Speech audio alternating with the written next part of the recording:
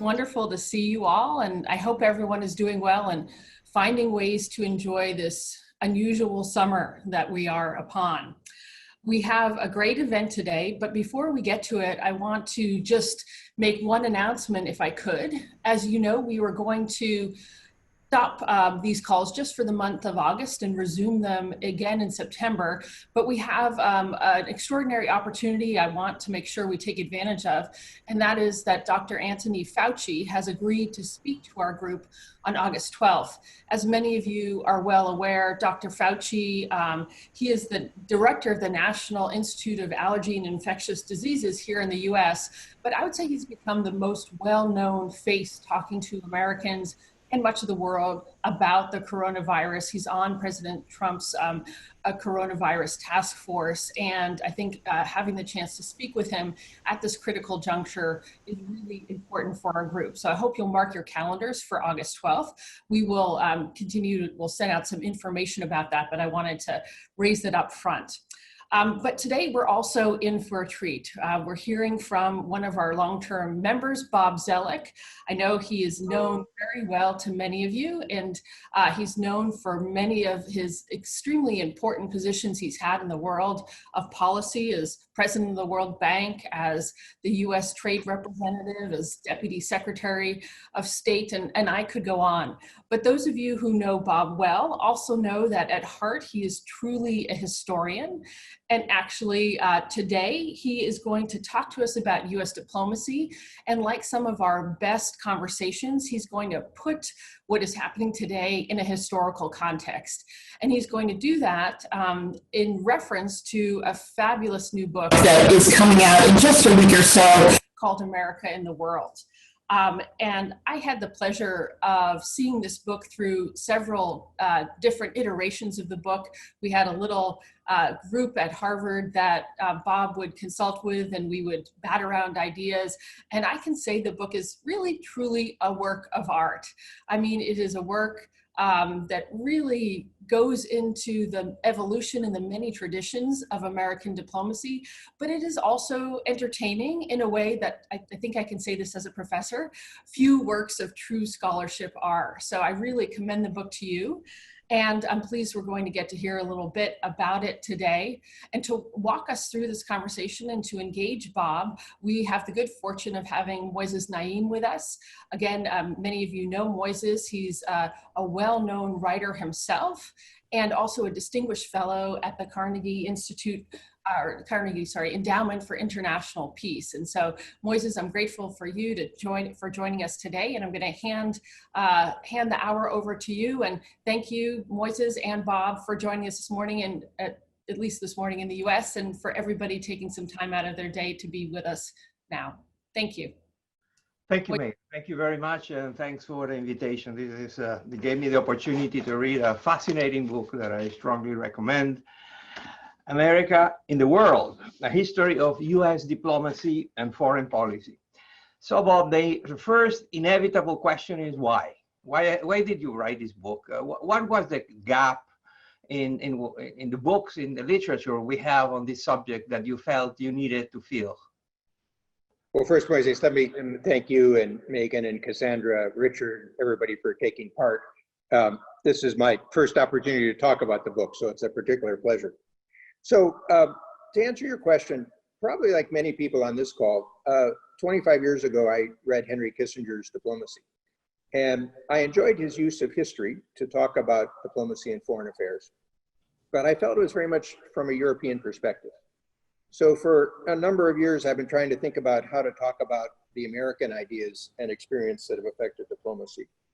And the method I chose was to try to focus on people and problems and the practical work of diplomacy. So I was trying to engage the world of messy facts as opposed to international relations theories. And as I pursued it, I also recognized that the field of diplomatic history had faded somewhat over the years because of understandable interest in what's called the internationalization of history, which I also tried to incorporate a bit.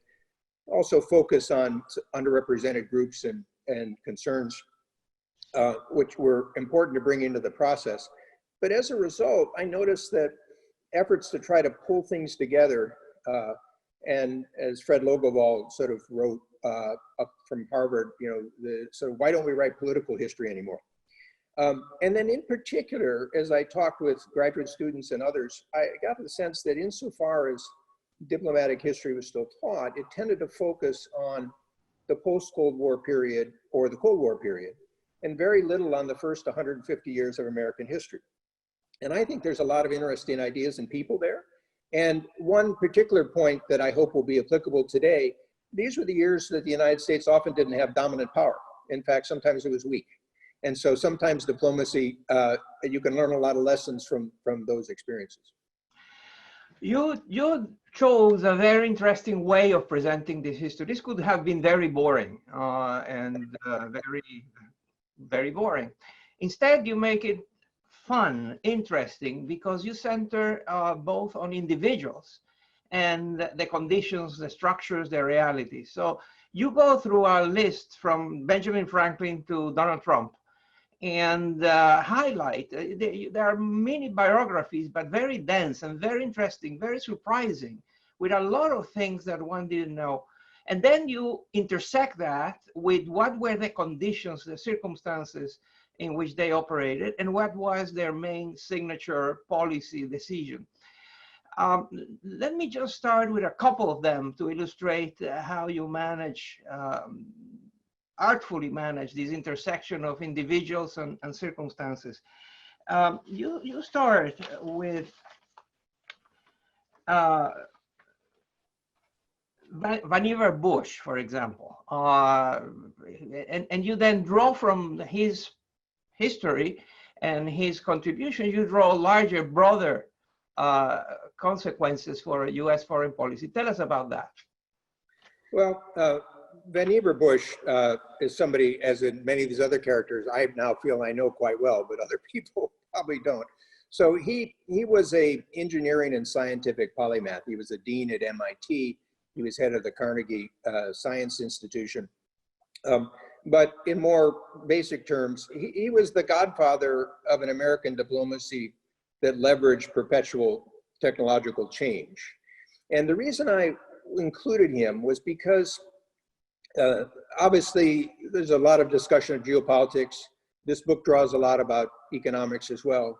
But I thought it was important to look at technology and science, both the historical effects and also because I thought it would be sort of more important for the future. So just to give people a feel, the chapter starts out with July 1945, and you can't make this stuff up. There's 3 events. One, of course, the atomic bomb test blast in New Mexico, and Bush was the principal liaison to FDR, and indeed the man who discussed the very launching of the atomic bomb project with FDR. Second, he produces a report called Science, the Endless Frontier. And this is a report that he maneuvered to had FDR ask him to write. It was based on his experience in World War II with science and technology and the development he made. But it really was an effort to develop a science policy that the United States had never had. And while there were many to's and fro's about how it developed, the heart of it was what at Stanford is called the triple helix, which is the notion of basic research by the United States government, universities, and business and entrepreneurship. In some ways, you could argue this was the main competition in the Cold War with the Soviet state-led model. A third point is that he wrote an article in the Atlantic Monthly called How We May Think. And he imagines a Memex machine, which basically is a desktop device that will allow information, links across different histories and people. And remember, this is a time people are just starting to think about computers, big computers, and he's imagining what becomes the personal computer. And actually the connection is, there was a radar technician in the Philippines who comes across a reprint of this article, goes back and studies engineering and computer science, and becomes one of the fathers of the personal computer movement. And one of Bush's graduate students actually becomes provost of Stanford and helps found Silicon Valley. So here's 3 examples in 1 month of the sort of effect of this fellow. Now, the reason I also thought it was important was because and today's environment really suggests this, whether it's issues of biological security and pandemics, or climate change, or of course, atomic and nuclear diplomacy, there are unique questions about how policy is made with the governmental level, sort of the combination of experts and political officials, and also the international level. And I use my experience in the 1992 Framework Agreement for Climate Change to talk about it. So it's an interesting little example about that I hope I can use to both talk about the history, but also suggest some issues that are quite relevant today. Another that was very, very interesting is that you picked Charles Evans Hughes, and you derive from that very broad, important set of ideas about arms controls and the like. Tell us about that. So Charles Evans Hughes was a governor of New York. He was a Supreme Court justice.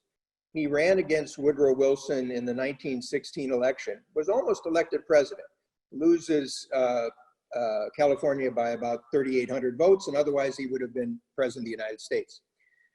So in 1921, he becomes Secretary of State. And to give you a sense of his opening days, one of the senators from his own party, Boyce Penrose, says, oh, it doesn't matter who's Secretary of State, because after Woodrow Wilson and the League of Nations, the Senate's going to run everything anyway. So in a way, Hughes's challenge is he has to become the antidote to Woodrow Wilson. He has to find a pathway between isolationism, alliances, the League of Nations. And he focuses on a development in the United States, but more broadly about sort of turning against the naval arms race, budget controls, frustrations after World War I. And so he organizes what becomes known as the Washington Conference of 1921-22. Most people focus on the naval arms control, but the key point is that it also connected it with regional security. And particularly for the East Asians on the call, I think one of the key ideas here is that one should see arms control as a process, not a result. The story of naval arms control in the 20s and through the 30s also reminds of the need to constantly reassess, try to figure out how to reinvigorate, sometimes redirect. But the idea here would be, as I think about problems like North Korea or Iran, or frankly, the future with China and Russia, or another good example I talk about in the book, the shift in focus from Reagan to Bush 41, from nuclear arms to conventional weapon arms negotiations at the end of the Cold War. All these become sort of important lessons. Now, there's cautions too. I mean, one of the interesting aspects about what comes out of the Washington Naval Conference is that the technology will adapt. So the focus was on battleships. Those were the strategic weapons of the 1920s. And so advances moved to aircraft carriers, to submarines. Admiral Chester Nimitz, who the historians here will recall becomes the head of the Pacific Fleet in World War II, does his Naval War College thesis on how to advance in the Western Pacific without having bases. The Marines develop amphibious capacity. So the system is through a constant sort of source of evolution. And the last point, to connect it also with some of the Europeans on this program, you will see at the same time, and I try to draw some of these connections, you had other developments with regional security structures that were kind of thin efforts to put together security in the 20s. You had Lausanne dealing with the end of the Ottoman Empire, you had Locarno with sort of Europe, there was a Polish sort of Soviet arrangement. All of these basically had to operate in an environment that was very dependent on the international economy. And so the crash of 29-30 and the Great Depression affect all these issues. And we'll see today whether some of the effects of the economic crash of 2008 or the pandemic have a similar shake-up effect. So this was just to give a sense, a taste of these interesting stories and the consequences and the circumstances. You are very admiring throughout the book of the pragmatism of American foreign policy, how despite all of the speeches and all of the documents and doctrines and overarching frameworks. At the end, you see a very non-ideological, highly pragmatic practice of diplomacy in the United States. But then you cannot resist, and you offer your own, which is the five, you call it, very smartly, you call it 5 traditions. You say that in looking at what all these leaders have done, you detect, you were able to discern patterns that you call traditions, and there are 5 of them. Tell us a little bit about that. Well, particularly since we've got North Americans on this call, I think they'll appreciate. My first one is North America, which it's always fascinating. In US foreign policy discussions, you rarely hear any attention to North America. They look at the Pacific and Europe. Obviously, in the 19th century, this was the critical development for the United States as a country, geographically, in nature. Even though if you go back into the 20th century, we almost went to war with Mexico again in 1916. In 1917, some of you may know that the Imperial Germany proposed that Mexico attack the United States and regain 3 states. Even in the Cold War, if you think about the Cuban Missile Crisis as one of the seminal events sort of in the Caribbean area. So part of my attention, however, also recognizes if you think about what most Americans are interested in today, there are issues of the immigration and the wall. There's issues of narcotics and organized crime networks. There's people coming up from Central America. There's environmental topics. Frankly, as the Mexicans on the call will know, there's the future of sort of Mexican sort of governance and economy. So my argument is that over time, but also for the future, the North American region as a continental base is important not only on its own, but as a base for the US extending influence around the world. So, and just as an interesting little example, I found this quote from Ronald Reagan launching his campaign in 1979. And he says, it's time that we start to look upon Mexico and Canada, not as foreigners, as our nearest neighbors. Quite a difference from the environment today. So that's the first. The second is the interconnection of trade, transnationalism, and technology. When you go back and you look at the founders, they actually perceived that trade would be their foreign policy. Remember, they were working in an era of imperialism, so they were trying to create space for private parties to play an active role in trade. And then whether it's the opening with Japan in the 1850s, whether it's the open door policy, trade and the transnational dimension of policy is quite significant in understanding what's really going on. And of course, then you have the Smoot-Hawley Act of 1930 and the breakdown of the international economy. I have a chapter on Cordell Hull in the 1934 Reciprocal Trade Agreements Act, which Carla will know well, as a way to start to rebuild American trade policy. And just think today, we've had 70 years of efforts on the trade area, but now the Trump administration's had quite a sharp reversal, and we'll see what comes forward. And I think this is an underpinning of US foreign policy and economic statecraft. Then the third is the focus is on alliances and order. In here, as many people from the US will remember, the concern for the first 150 years is how to avoid permanent alliances, as Washington warned, or entangling alliances from Jefferson. And what I try to stress is it's not that the United States avoids international ties. In fact, people experiment, whether with trade ties, international law ties, as I mentioned, arms control ties. The union and the success of the union becomes quite important in thinking about different types of confederal systems. But from 1947 to 1949, the United States has a huge shift, the shift towards the alliance structure that all of us have grown up with.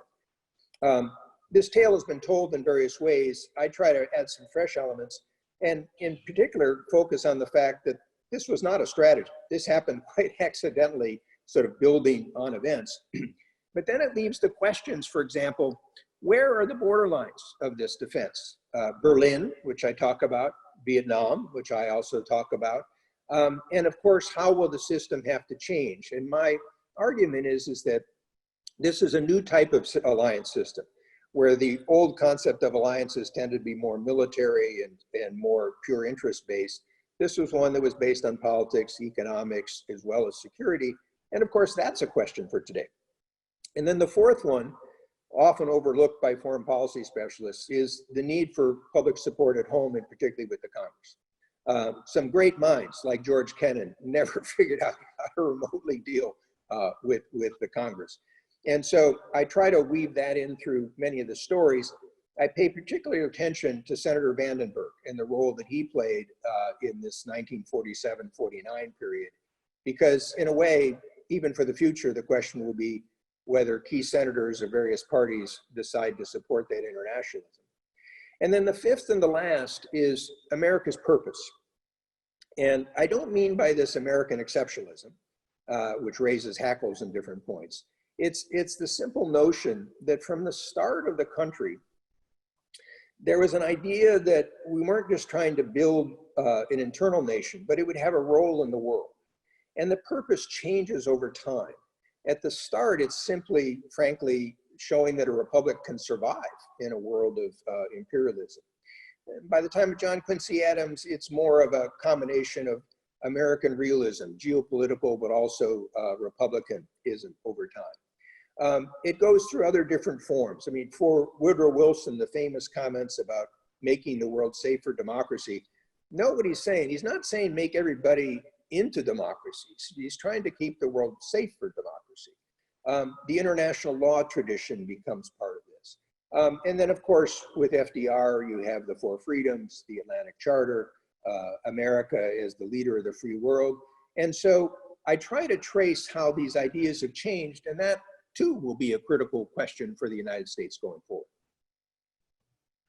So let me go back from the world of ideas and doctrines and frameworks and intellectual constructs to the people. One of the things that struck me is how similar they are. They're all white males, but at the same time, within that homogeneity, there is a lot of diversity. And I wanted to ask you about your intuitions about the commonalities, the skills. What all these people have in common in terms of skill sets, backgrounds, experiences, mindsets? Well, it draws on one of your other observations, Moises, which is that while probably like the other people on this call, I enjoy the foreign policy studies that come up with intellectual architectures and frameworks, I asked myself from my own experience, and certainly from my study, is that the way things really worked? And to be honest, whether it was German unification or trade policy, it really isn't. Most people are trying to solve problems in practical ways. And so it's not that they ignore the ideas, it's just that the ones that are most successful have a sense of power, sense of processes, institutions, timing, perspectives of others, and how they put that together to get things done. So as many people know, I worked for James Baker for a number of years, and I draw Baker into this in a number of different ways because he constantly would be focusing on what can we accomplish? What are the results? What do we get done? I mean, so again, to take a current topic, one of my sort of comments about the administration on China was I see what they don't like. So what are they going to get done? What are the results? How are they going to try to accomplish things? And even for the people who I discuss as failures in a way like Woodrow Wilson and LBJ, I talk about their failure with pragmatism. So with Wilson, actually, as everybody knows, he was quite excellent at sort of talking about the concepts. He was actually pretty good at the tactics and domestically his legislative accomplishments as well. He was weak at what we'd call the operational art in between. And it's quite a contrast actually with Teddy Roosevelt, which I also discussed the role he had in mediation. So with the trilateral, we've got Japanese on the call. I talk about the mediation of the Russo-Japanese War. And with LBJ, one of the ironies was this most political of presidents loses a pragmatic sense about what the politics of the American public will accept in terms of a long sacrifice. So the theme of pragmatism runs throughout. It's not unique to the United States, although it is interesting. Of course, as a philosophy, it does come from Dewey and the American tradition. Let me ask you a final question before I open it up for the question and answers for everyone. It's inevitable to think about today's world and today's, the US standing in the world today and where is it going, and the present. You know, when one reads your book, the present is there and what it all implies or what is happening now. And I want to read you the last paragraph of your book in which you cite Tocqueville. He says, the greatness of America lies not in being more enlightened than any other nation, but rather in her ability to repair her faults. So, but what are the current flaws, faults, problems, weaknesses that are in more urgent need of repair? Well, I guess one of the themes throughout the book is that foreign policy has to start at home. So what we do with our economy, our technology, our politics, that's our ultimate base of strength. And one of my other sub-themes is I would look upon that in a more of a North American context. Now, my own personal view is that in doing so, the United States was most successful when it was open to the world, open to ideas, to trade, to capital, to people. And I think that's one of the things that differentiated the United States and its ability to adapt and sort of recognize its mistakes. I would combine it with the reference I made to the unique role of the alliance system from 1947 to 49, and which was adapted over time, because I think I have a chapter on Bush 41 where I talk about him as the natural sort of alliance leader. And there's a particular skill in how you try to energize alliances, lead them, draw from others in the process.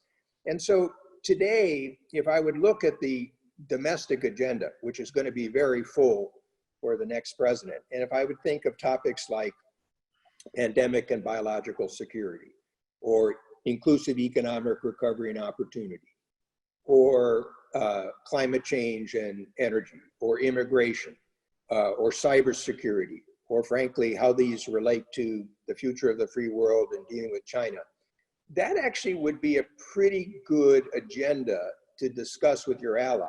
And frankly, I think I would focus on some of those issues as opposed to the 2% spending of NATO.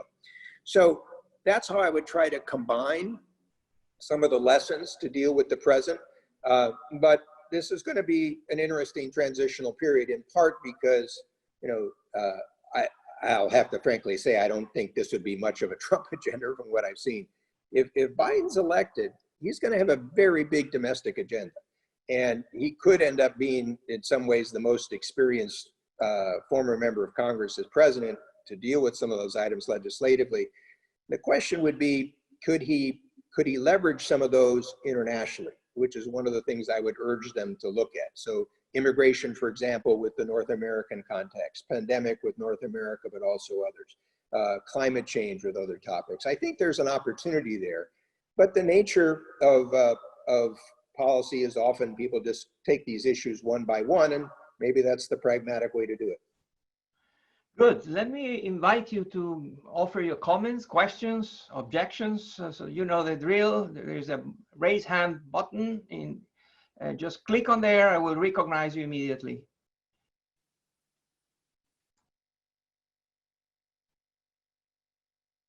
Herminio Blanco, please go ahead. Thank you, Moises.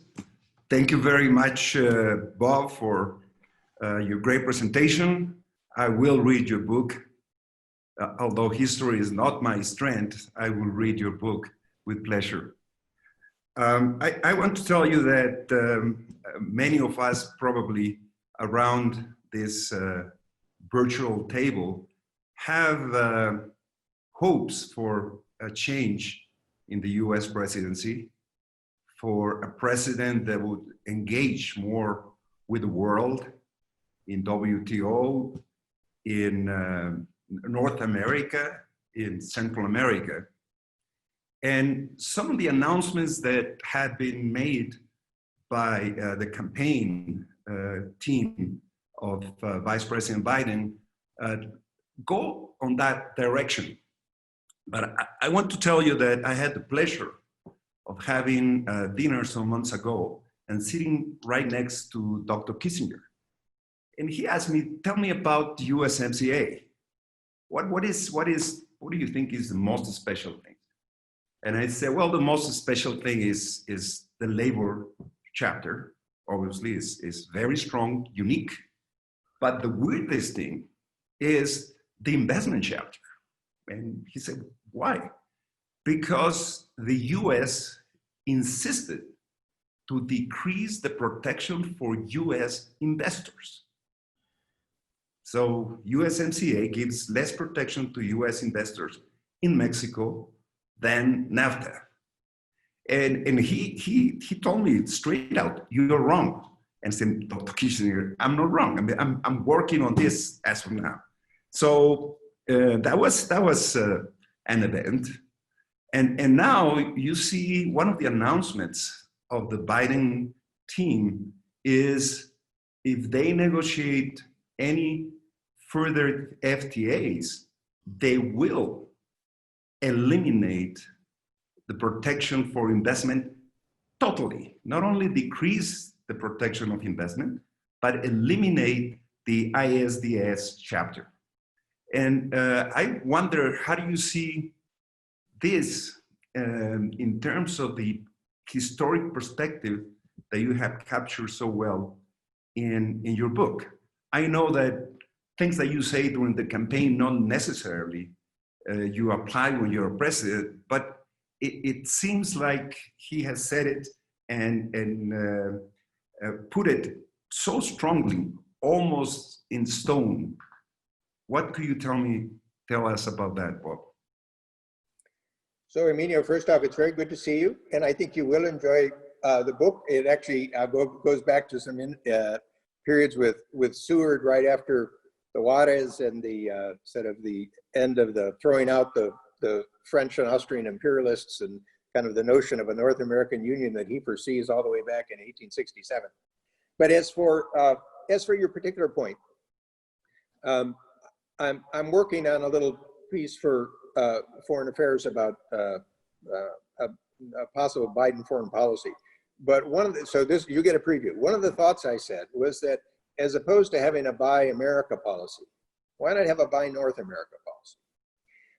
And it's a good example of how, if you think in North American terms, you could probably meet a lot of the political needs that he would want, but you could also strengthen our own region.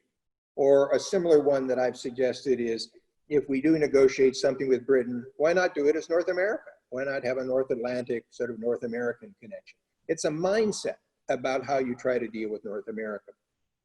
As for the investment protections, obviously, I can't speak for the Biden campaign. What I think it's representative of, and there's actually an article in the Washington Post today about this morning, that is very troubling, is that many people don't understand that part of the NAFTA process was to strengthen the rule of law in Mexico.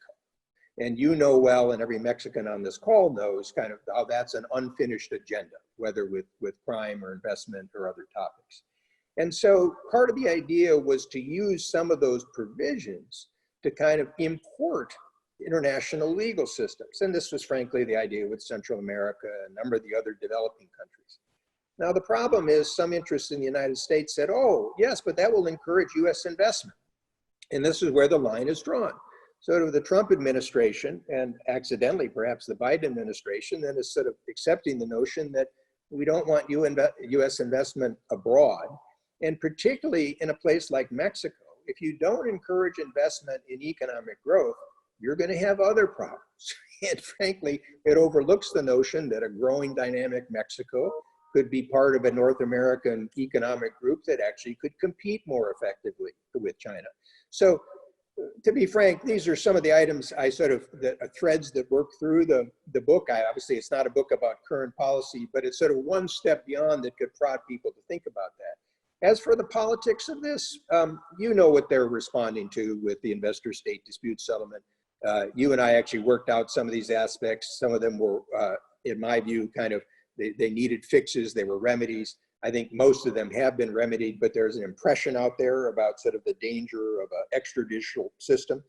And what I would argue, particularly with people on this call, is I think the Biden administration wants to be multilateral, but it's kind of fuzzy. And so what will be important would be good friends like those in Mexico and Canada and elsewhere to sort of say, look, these are our way these things are in our mutual interest.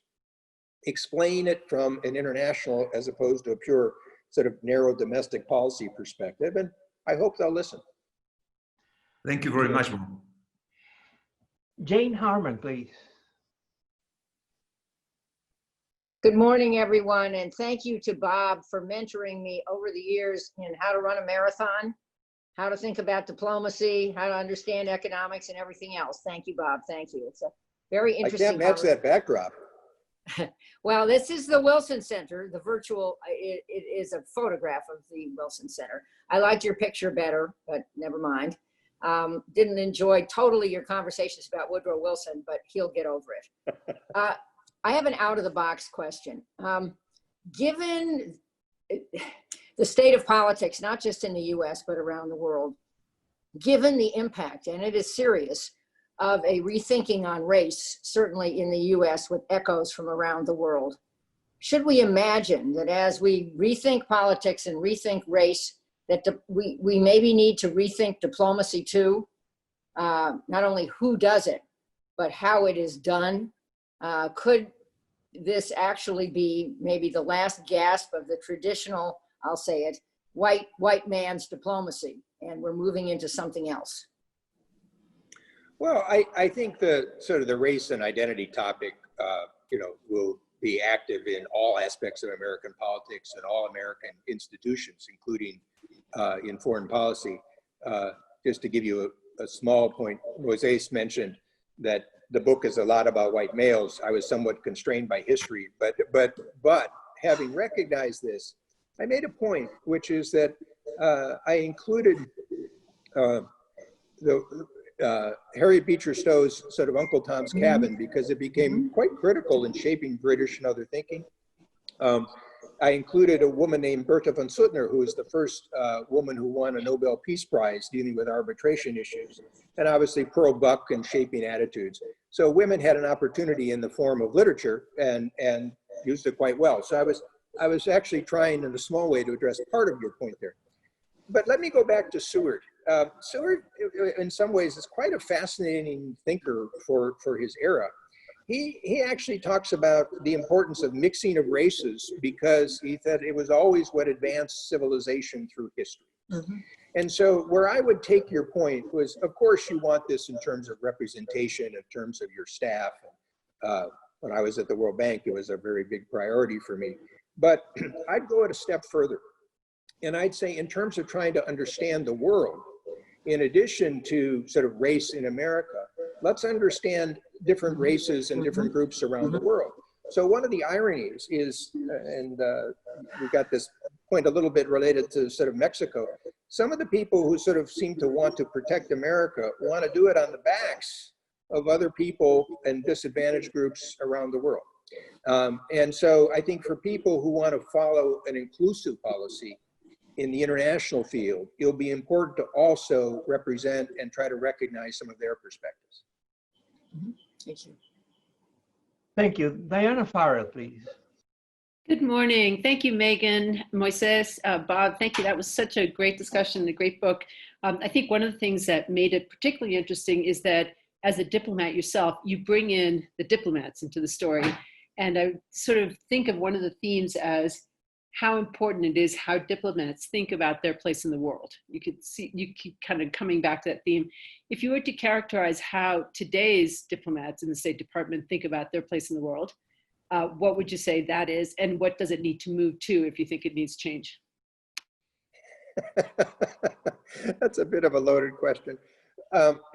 Well, I don't think they've quite found the swagger that Secretary Pompeo has suggested. I think the people in the State Department are struggling with what people across the U.S. government are struggling with, which is the administration's attack on a lot of the institutions of America, whether it's the courts, the intelligence community, the prosecutorial system, the Congress, the media. The people in the State Department are, in my experience, sort of loyal. They try to work across administrations, but they're somewhat befuddled on the approach. And insofar as they try to bring the approach of solving problems, as I suggested with my comments on China, it's not quite clear how the United States plans to do that. Now, having said this, rather than kind of bemoan it, what I will try to make a point is that this is the nature of sort of political diplomatic leadership. You know, I talk a lot about Baker in this book. When Baker went to the State Department, there was some unhappiness because he said he was going to be the White House's man at the State Department, not the State Department's man at the White House. And there was some grumbling among the Foreign Service about that. Well, before too long, they realized having a powerful Secretary of State was one of the best things that they could have. And I talk in the book also about how effective Secretaries of State figure out how to do this. Charles Evans Hughes, who we talked about, sort of had a daily meeting with President Hardy. And I mentioned he doesn't just bring problems, he tries to bring sort of solutions. So this is partly the nature of the American sort of political system and how it engages with the sort of the career services. But I think the starting point, of course, would be to have an agenda that people can feel positive about. And obviously, I don't want to hammer it, but I don't think we're there today. Thank you. Don Graham, please. Don?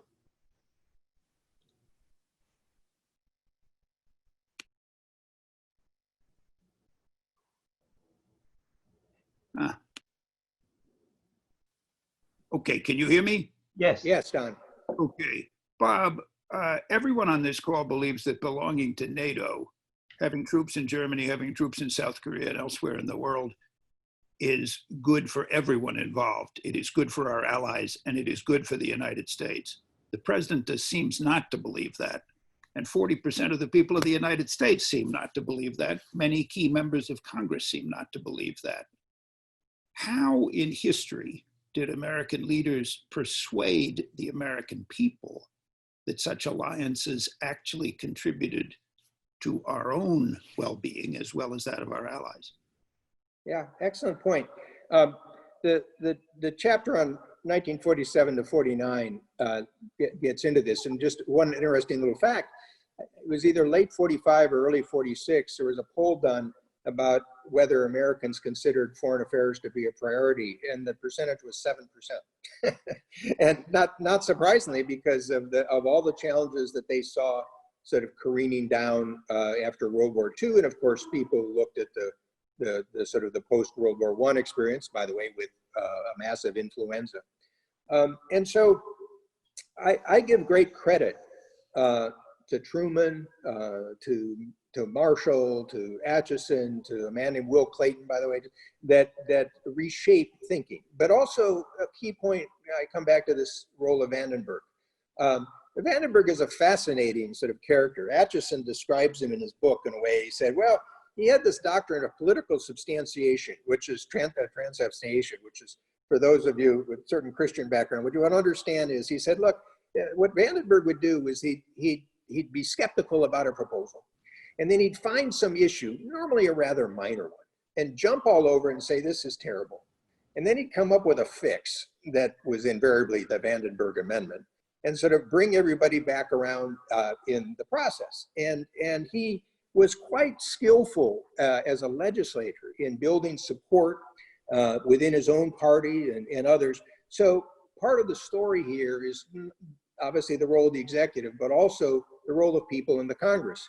I mean, John McCain is a friend of mine. Richard worked with him. John McCain was a very important figure in this. I didn't agree with everything he did, but he stood for a lot of these issues. He pulled people along in the Congress. Having said that, Don, you know, it's interesting when I look at the Chicago Council on Global Affairs annual poll, and I think they're going to have another one out sort of in September. The data don't really suggest that Americans want the Trump withdrawal. Frankly, their support for NATO and alliances, like in the 60 to 70%, their support for trade is quite high. They're actually quite sound. They want a strong military, but not a sort of an overactive sort of offensive set of steps. So I think, and if you think about younger generations that are more connected with the world, people understand these points. So going back a little bit to my answer to Moises' question, one has to adapt to the world. And I would actually believe that since people are focused on issues like pandemic and climate change and immigration and cybersecurity, those could be part of an agenda domestically as well as internationally. And that's the way that you also explain the connectivity to the American public. So again, of course, I would encourage NATO allies to allocate 2% of their GDP on defense, but that's not the core issue. That's not the fundamental aspect about the nature of our alliance relationships. And I think one of the dangers that we now have is there's going to have to be a lot of rebuilding of this, because frankly, what underscored the 70 years of US ties abroad was a combination of ideals and self-interest, but also trust. And a lot of that trust has been eroded.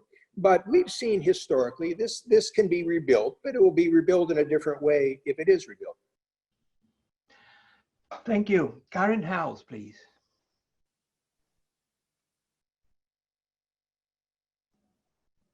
You're still muted, Karen.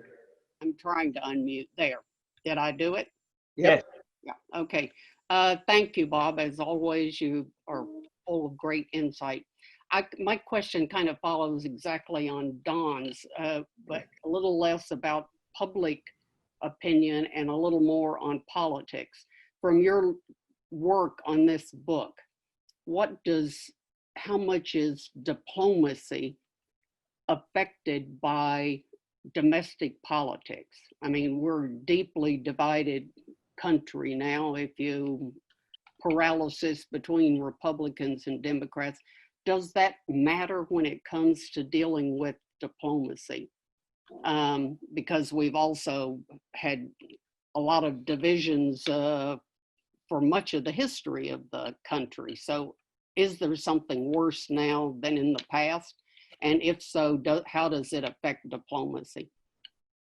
Well, going back to this pragmatic idea, what you see is the most effective American officials, whether presidents or secretaries of state, understood this and incorporated it, but they can incorporate it in different ways. So let me give you an example. Well, the first one you'll be very familiar with. Richard Nixon, for those of us that lived through the 60s, takes presidency at a time where, as Haldeman said, the Vietnam War dominated everything every day of his presidency. But yet, in part because of that, he was worried about the United States slipping into isolationism.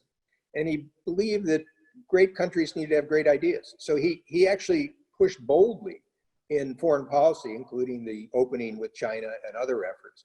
And without getting the details, there's an interesting aspect of his boldness with sort of Kissinger's strategic negotiating model. How they worked as a pair was quite so interesting. But let me take an earlier example. When it comes time to buying Louisiana, which is the other part of my chapter of my book, Jefferson is quite shrewd in sort of using the political frustration of the Spanish closing off the Mississippi River to his effect in his negotiations as kind of an implied threat dealing with Napoleon. On the race issue, by the way, going back to Jane's point, one underappreciated aspect of that history was that the French failure in Haiti was critical for being able to set up this potential purchase. I mentioned the Charles Evans Hughes case because here's an interesting little vignette. He becomes Secretary of State and Congress says, well, we weren't part of that sort of Versailles Treaty, but we'll pass a resolution with our own peace with Germany. Well, it kind of doesn't work that way in the international agreement.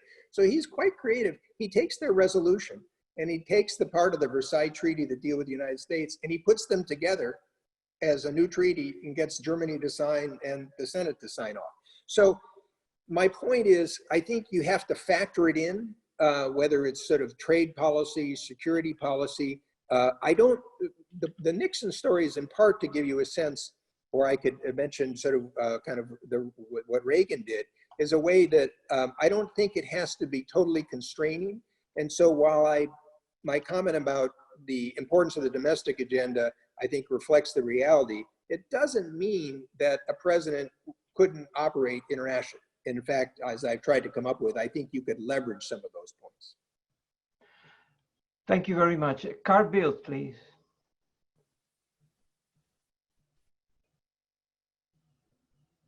Yes, I'm unmuted now. Interesting with the 5 traditions that you identify for US foreign policy over a longer period of time. If you take the recent, which I'm fairly certain you've read, the Pompeo speech at the Nixon Center, that is an effort to really throw out Nixon and Kissinger and establish something fundamentally new when it comes to one of the major relationships of the United States of the world. So the slightly bizarre question, how would you put that speech in these 5 traditions? Outside it. Okay. I expected yeah, traditions are directions. It doesn't mean that everybody sort of accommodates them. So look, again, I don't want to go off too much on a riff on the administration in China, but Carl, you're a successful politician as well as a foreign policy leader. One might legitimately ask if China is such an ideological, economic, security threat to the United States, why did the Trump administration wait for 3.5 years to now focus on it? Because the first 3.5 years were focused on a bilateral trade agreement that was based on sort of managed trade. So I don't, and you're probably well aware of this, but at least the reports I get from European friends is that when Secretary Pompeo goes abroad, the focus isn't looking out much beyond 4 or 5 or 6 months. So this is very strongly politically driven. That doesn't mean it won't be lasting. And frankly, I think, you know, as the Republican Party worries about what happens with Trump, I think you're starting to see the fissures of battle lines for what follows with the Republican Party. And to be blunt, Pompeo is setting himself up for 2024 by saying he's going to be tough on China, and whatever the Biden administration does will be unsatisfactory. This is deeply troubling if you think that this is an important country. And a point that I've made, I wrote in an article at the National Interest, is the Pompeo logic is based on the assumption that the cooperation with China produced nothing. It was failed. You'll see this again and again. It's the new conventional wisdom. That's just flat wrong. Whether you look at Taiwan, whether you look at economics, whether you look at proliferation policy, I can go on and on. And here's a personal example. I helped bring Taiwan into APEC in 91, 92. I also brought Taiwan into the WTO. I also got Taiwan as an observer into the WHO. So they care about Taiwan. What have they done for Taiwan? So the reality is not that everything is fine with China. And I personally think that Xi Jinping's focus on the Communist Party reflects, as probably you know, the fact that there's still a deep shadow cast over the country by the end of the Cold War and the fear of the Soviet Union. But you have to ask yourself, you know, if we want to deal with climate, if we want to deal with economic recovery, if you want to deal with, you know, a whole pandemic and others, can you really just treat China as the United States did at one point, which is kind of wipe it off the map and sort of not have it, you know? I was in a grade school where there was this big white spot. China wasn't accepted into the system. And so I think this will be, as you know, kind of one of the big battles going forward. And there's no doubt that there's a lot of frustration in the United States, legitimate in various ways. But then I come back to my pragmatic question is, so what do you want to accomplish? Do you want regime change in China, which kind of looks a little bit, he's pretty close in Pompeo's speech to sort of that. Do you want to try to sort of find areas of commonality and cooperation? Do you think you can work with forces inside China? And I'll close with this point, because the chapter I have on Reagan is quite interesting because I think he was misperceived by many people. He really used speeches as his prime weapon, and it reflected his whole history of how he would sort of think about a topic and then go back and reflect on it. And with Schultz's help, he combined it with a negotiating strategy with Gorbachev. But if you look at his speeches about the Soviet Union, he gives a speech about sort of Anya and Ivan, where he's trying to reach out to the Russian people. He's not trying to humiliate them. He's not trying to disdain them. He's trying to basically convert them. And if you look at Pompeo's rhetoric, it doesn't have that feel to me. And we're sadly, all of us have contacts in China. There are generations of people in China that, that we're losing because of this. So what it would lead me also to say is, if you want to try to transform China, you won't shut off our universities. If you're concerned about a consulate in spine, frankly, in my day, I'd track to see who's doing the spine. I would shut down the consulate. Throwing out reporters from China, well, we're going to get fewer reporters from the US in China or the Western countries. So I think this is part of a very deeply sort of mistaken strategy. And I'll go a step further. If on Hong Kong, as like others, I'd be troubled by it. I take the approach that Britain and some in Australia said, so let's compete by opening some of our doors to people from Hong Kong. But that's not the strategy. The strategy is, to be blunt, is political. Thank you, Bob. And unfortunately, we had run out of time. I have a few people that wanted to ask questions, but we don't have the time. So my apologies to you. And I ask Megan to come in and take it over. Thank you. Great. Thank you, Moises. And thanks for doing such a great job leading us through this past hour, which has been fascinating. Thank you, Bob, for joining us and for talking to us about a wide range of topics. I think the piece that I'm going to leave with today, the quote is that the US has been most successful when it is open to the world. And I think that is embodied in the traditions, the 5 traditions you identify in your book. And hopefully that will be a view that will win out for the future. I know it's something compatible with the Trilateral Commission's mission and view of the world, that openness is a good thing.